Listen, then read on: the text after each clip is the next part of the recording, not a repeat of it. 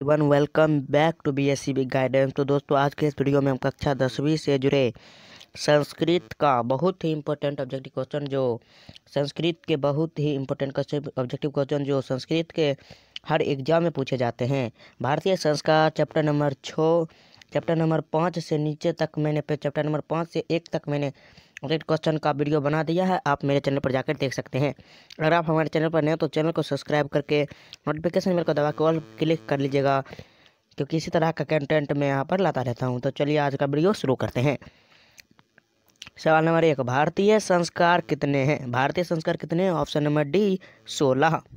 अगला सवाल, भारतीयों में संस्कार से किसका वर्णन किससे होता है? भारतीयों में संस्कार से किसका वर्णन किससे होता है? आंसर हो जाएगा ऑप्शन नंबर बी, व्यक्तित्व का। अगला सवाल, संस्कारों को कितने भागों में बांटा गया? ऑप्शन नंबर सी, 5 भागों में।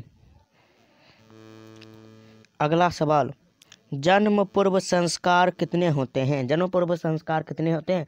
इसका आंसर हो जाएगा ऑप्शन नंबर डी, 3। 3 का मतलब होता है 3।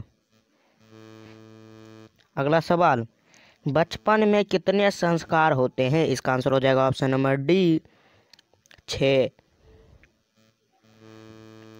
अगला सवाल, शिक्षा संबंधी कितने संस्कार हैं? शिक्षा संबंधी कितने संस्कार हैं? इसका आंसर हो जाएगा ऑप्शन नंबर सी, 5। अगला सवाल, गृहस्थ के कितने संस्कार हैं? गृहस्थ के कितने संस्कार हैं? इसका आंसर हो जाएगा ऑप्शन नंबर ए, 1। गृहस्थ के कितने संस्कार हैं? 1। अगला सवाल, मरने के बाद कितने संस्कार होते हैं? मरने के बाद कितने संस्कार होते हैं? इसका आंसर हो जाएगा ऑप्शन नंबर ए, 1।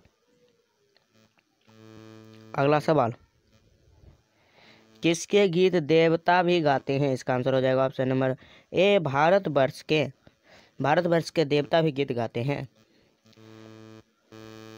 सॉरी, थोड़ा ऊपर नीचे हो गया वीडियो को बनाने में, जूम आउट हो जाता है। अगला सवाल, प्राचीन संस्कृति की पहचान किससे होती है? प्राचीन संस्कृति की पहचान किससे होती है? इसका आंसर हो जाएगा ऑप्शन नंबर बी, संस्कारों से। अगला सवाल, वेद की पढ़ाई शुरू करना किस संस्कार के अंतर्गत है? वेद की पढ़ाई शुरू करना किस संस्कार के अंतर्गत है? इसका आंसर हो जाएगा ऑप्शन नंबर डी, शिक्षा संस्कार के।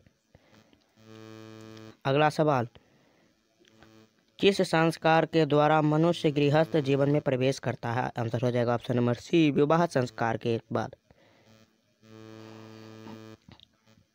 अगला सवाल, मरने के बाद कौन सा संस्कार संपन्न होता है? इसका आंसर हो जाएगा ऑप्शन नंबर बी, अंत्येष्टि संस्कार। अगला सवाल, अंत्येष्टि संस्कार कब होता है? इसका आंसर हो जाएगा ऑप्शन नंबर सी, मरने के उपरांत। अगला सवाल, अक्षर आरंभ करना किस संस्कार के अंतर्गत आता है? इसका आंसर हो जाएगा ऑप्शन नंबर डी, शिक्षा संस्कार के अंतर्गत। अगला सवाल, सप्तपदी क्रिया किस संस्कार के में संपन्न होती है? सप्तपदी क्रिया किस संस्कार में संपन्न होती है? आंसर हो जाएगा ऑप्शन नंबर सी, विवाह संस्कार में सप्तपदी क्रिया संपन्न होती है। ऑप्शन नंबर सी आंसर हो जाएगा। अगला सवाल, पुंसवन किस संस्कार के अंतर्गत आता है? आंसर हो जाएगा ऑप्शन नंबर ए, जन्म पूर्व संस्कार। अगला सवाल, गुरु के घर से अलग होकर गृहस्थ जीवन में प्रवेश करना किस संस्कार के अंतर्गत आता है? गुरु के घर से अलग होकर गृहस्थ जीवन में प्रवेश करना किस संस्कार के अंतर्गत आता है? आंसर हो जाएगा ऑप्शन नंबर सी, विवाह संस्कार के अंतर्गत। अगला सवाल, सिंदूर दान किस संस्कार के अंतर्गत आता है? इसका आंसर हो जाएगा ऑप्शन नंबर सी, विवाह संस्कार के अंतर्गत। अगला सवाल, गर्भ धारण करना किस संस्कार के अंतर्गत आता है? इसका आंसर हो जाएगा ऑप्शन नंबर ए, जन्म पूर्व संस्कार। अगला सवाल, नामकरण किस संस्कार के अंतर्गत आता है? नामकरण किस संस्कार के अंतर्गत आता है? इसका आंसर हो जाएगा ऑप्शन नंबर सी, शैशव संस्कार के अंतर्गत। अगला सवाल, कौन शब्द सीमित रूप में वाक्यांग रूप में व्यवहार होता है? इसका आंसर हो जाएगा ऑप्शन नंबर सी, संस्कार। अगला सवाल, भारतीय संस्कृति का परिचय किससे मिलता है? इसका आंसर हो जाएगा ऑप्शन नंबर सी, संस्कारों से। अगला सवाल, सीमंतनोयन किस प्रकार का संस्कार है? इसका आंसर हो जाएगा ऑप्शन नंबर ए, जन्म पूर्व संस्कार। आज तक के लिए इतना ही, मिलते हैं अगले वीडियो में।